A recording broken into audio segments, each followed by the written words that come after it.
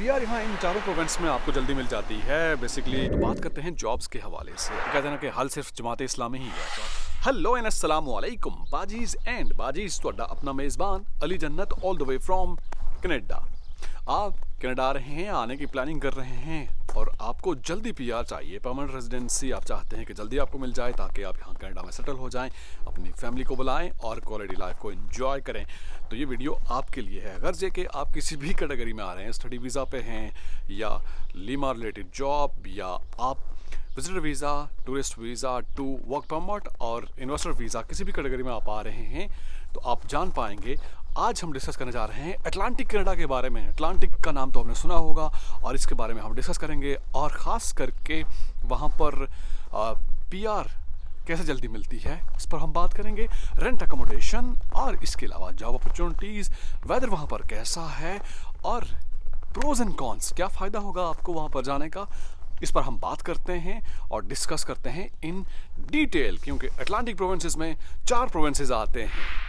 तो Atlantic Canada में 4 provinces आते हैं: Nova Scotia, new Brunswick, Prince Edward island और न्यू फाउंडलैंड एंड लेब्राडोर। इन चारों प्रोविंसेस की खास बात क्या है, इस पर हम बात करेंगे। और सबसे पहले हम बात कर लेते हैं ट्रांसपोर्टेशन के हवाले से कि यहाँ पर ट्रांसपोर्टेशन का सिस्टम कैसा है। बेहतर है ट्रांसपोर्टेशन का सिस्टम। और अगर आप बात करें नोवा स्कोशिया की, तो उसका जो कैपिटल है हैलिफैक्स, वहाँ पर आपको अच्छी ट्रांसपोर्ट मिल सकती है। और इसके अलावा न्यू ब्रंसविक में भी आपको ट्रांसपोर्टेशन बेहतर मिलेगी। और प्रिंस एडवर्ड आइलैंड और न्यू फाउंडलैंड एंड लेब्राडोर, वहाँ पर आपको मिलेगी रीजनेबल मिल सकती है। लाइक यहाँ पर थोड़ी अच्छी है। नोवा स्कोशिया और न्यू ब्रंसविक में आपको ट्रांसपोर्ट थोड़ी अच्छी मिलेगी। पब्लिक ट्रांसपोर्टेशन के हवाले से मैं बात कर रहा हूँ। लेकिन बेहतर है कि आप जल्द से जल्द अपनी गाड़ी ले लें। जिसे कहते हैं ना कि हल सिर्फ जमात इस्लामी ही है, तो आप गाड़ी ले लेंगे तो काफ़ी मसले आपके हल हो जाएंगे। तो ट्रांसपोर्टेशन का सिस्टम ऑन एन एवरेज बेहतर है, लेकिन ज़्यादा बेहतर आपको मिलेगा नोवा स्कोशिया में और न्यू ब्रंसविक में। तो अब बात कर लेते हैं कि सबसे बेहतरीन जगह कौन सी है रिहाइश के पॉइंट ऑफ व्यू से, और रेंट अकोमोडेशन के हवाले से भी हम बात कर लेते हैं। अगर आपको रीजनेबल और अफोर्डेबल आपको रिहाइश चाहिए तो प्रिंस एडवर्ड आइलैंड और इसके साथ न्यू फाउंडलैंड एंड लेब्राडोर आपके लिए बेहतरीन चॉइस हो सकते हैं। लेकिन अगर आप आएंगे न्यू ब्रंसविक की तरफ या नोवा स्कोशिया की तरफ, तो उनके मुकाबले में यहाँ थोड़ी आपको प्रॉपर्टी एक्सपेंसिव मिल सकती है। और हैलिफैक्स जो कि कैपिटल है नोवा स्कोशिया का, जो कि कैनेडियन कमर्शियल पोर्ट है, और ये सबसे बेहतर जगह समझी जाती है। और इसके साथ अगर हम मॉन्क्टन की बात करें, जो कि हब सिटी है न्यू ब्रंसविक का, इसकी सेंट्रल लोकेशन और ट्रांसपोर्टेशन लिंक्स की वजह से ये मशहूर है मॉन्क्टन। और मॉन्क्टन में और हैलिफैक्स में चूँकि प्रॉपर्टी आपको थोड़ी एक्सपेंसिव मिल सकती है, लेकिन ऑन एन एवरेज आपको ये भी देखना होगा कि जो प्रॉपर्टी नई है उसका रेंट थोड़ा ज़्यादा होता है और जो थोड़ी पुरानी एग्जिस्टिंग है उसका रेंट उतना ज़्यादा नहीं होता।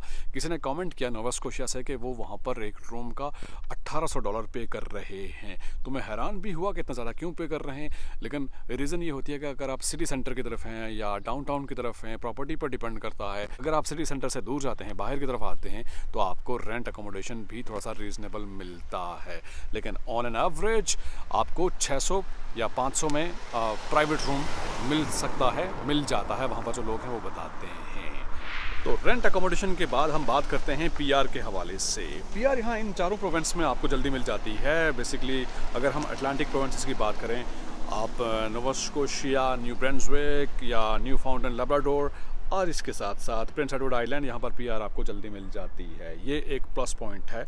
और मैं आसान सी मिसाल आपको समझाऊंगा कि स्टडी वीज़ा पे अगर आप हैं, आप 1 साल का कोर्स मुकम्मल करते हैं, तो उसके बाद एक्सपीरियंस के बगैर भी आप अपनी फ़ाइल के लिए एलिजिबल हो जाते हैं, पीआर फाइल के लिए। और ठीक इस तरह से अगर आप लीमा रिलेटेड जॉब पे हैं तो 1 साल का एक्सपीरियंस आपको चाहिए, वर्क एक्सपीरियंस आपको चाहिए इन प्रोविंस में।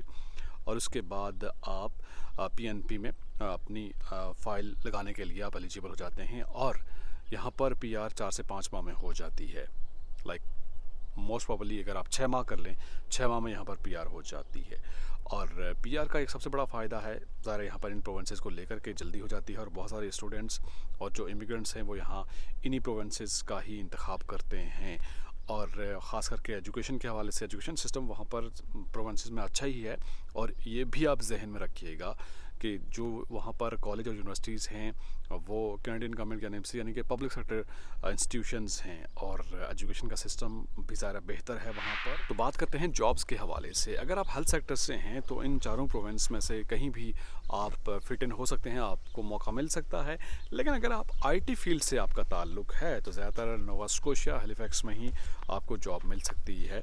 और इसके अलावा अगर आप रिटेल सेक्टर या पोर्ट इंडस्ट्री से मुताल्लिक या फूड चेन से मुताल्लिक आपका एक्सपीरियंस है तो आपको वहाँ पर जॉब मिल सकती है। लेकिन एक बात आपने जहन में रखनी है कि कनाडा के किसी भी प्रोविंस में चले जाएं, किसी भी सिटी में चले जाएं तो फौरी तौर पर आपको जॉब नहीं मिलेगी। यानी आपको 1 माह लग सकता है, आप न्यू हैं कनाडा में, 2 माह लग सकते हैं, 3 माह या 6 माह आपको लग सकते हैं। लेकिन ज़रूरी है कि आपको स्किल भी आनी चाहिए। जो आप काम कर रहे हैं इसके साथ साथ ज़रा अगर आपके पास एक्स्ट्रा स्किल्स हैं तो आप जल्द अज जल्द एडजस्ट हो सकते हैं। और कॉन्टैक्ट्स पे डिपेंड करता है, यानी पहले से यहाँ पर कोई बंदा मौजूद है तो वो आपके लिए पहले से इंतज़ाम कर लेगा, आपके लिए चीज़ें आसान हो जाएंगी। लेकिन ये ध्यान में रखिएगा कि फ़ौरी तौर पर अगर को आप सोचते हैं कि कनाडा पहुँचेंगे, पहुँचते साथ ही आप पैसा कमाना शुरू हो जाएंगे तो ऐसा नहीं होगा, नहीं हो सकता ऐसा।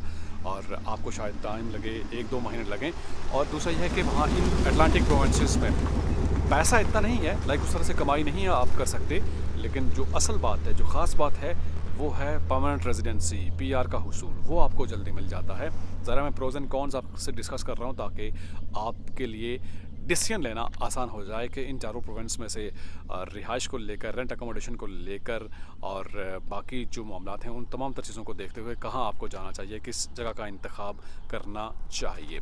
तो बेसिकली पैसे इतने ज़्यादा नहीं हैं, इतनी ज़्यादा कमाई आप नहीं कर सकते, लेकिन आपको ज़रा पीआर चाहिए तो यहाँ पर आप जल्दी पीआर आप हासिल कर सकते हैं, ये एक प्लस पॉइंट है। इसके अलावा हम बात करते हैं टैक्स सिस्टम के हवाले से।